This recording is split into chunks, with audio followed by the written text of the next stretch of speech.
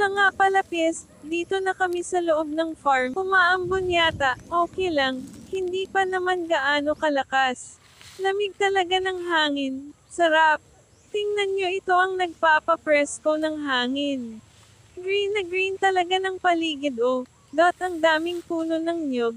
Meron ding puno ng saging. Saan kaya dito ang durian at mangustin? Daming mga puno. Ano kaya mga prutas mayroon dito? Gagyan ako. Traw, katong sa plane. Kilid ka na. Teka si ate, medyo natagalan sa paglakad, nahirapan kasi makita ang daan.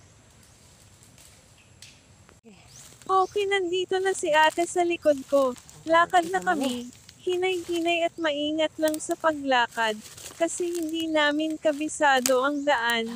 At saka syempre ingat-ingat din kami sa nilalakaran namin. Baka makaapak kami ng ahas. Ang haba kasi ng mga damo kaya mahirap na.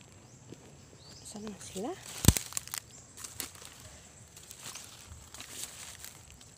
Hala, hindi na namin makita mga kasama namin. Saan kaya sila dumaan? Naligaw yata kami. Saan ba dito ang daan? Naku, saan na ba sila?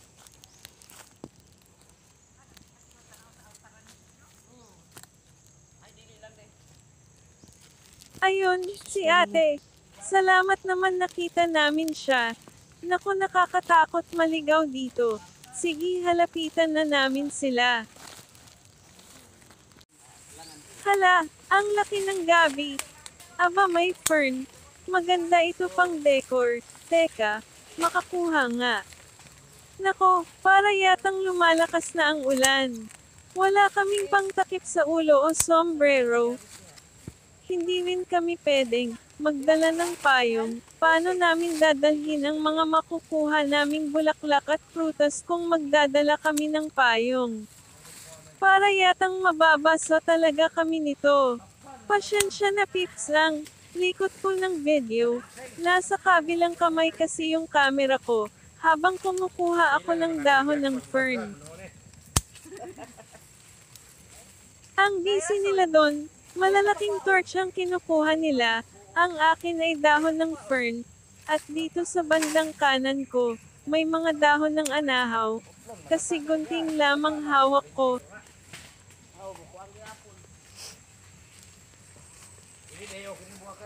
Tumitingin ako sa tabi-tabi, ang haba talaga ng mga halaman, o mga damo dito.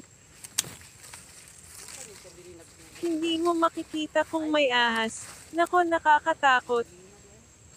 Kaya pala pinasusuot talaga kami ng boots. Bahala na si Lord sa akin, basta kuha lang ng kuha ako ng mga dahon. Sulit-sulitin na lang.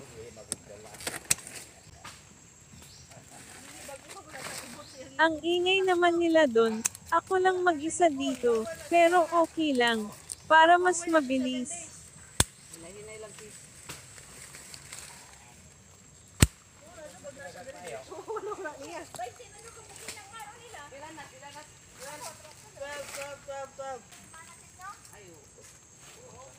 Ang dami pang fern, at anahaw makukuha. Ang dami pa nito pips.